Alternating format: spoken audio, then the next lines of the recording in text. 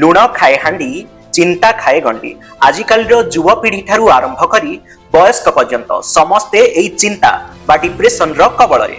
मु आज आपनकु कहिबी मानसिक शांति पाइबार गोटे सरल मंत्र।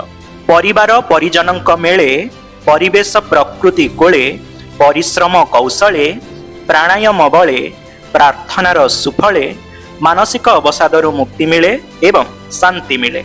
आज्ञा मो अभिज्ञतार कहूची मु जेते बेले भी चिंतारे थाए किंबा डिप्रेशन रे थाए मोर प्रथमे मने पड़ी थाए मोर परिवार प्रियजन बंधुंक कथा। मु तांक सहित किछि समय बिताई देले किंबा परिवार सहित किछि मुहूर्त रही गले मोर सबु चिंता दूर हो जाए।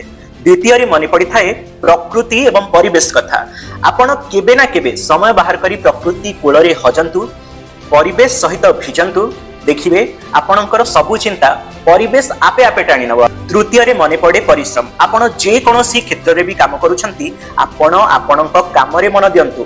काम रे एमिति भिजी जांतु जे आपणकु अलगा चिंता करबा को समय ही मिलिबो नाही। चतुर्थ रे आपण प्राणायाम बा योगा को आपणे परिबे। प्राणायाम करिबा द्वारा आपणक मन शरीर संपूर्ण भावे सुस्थ रहि थाए।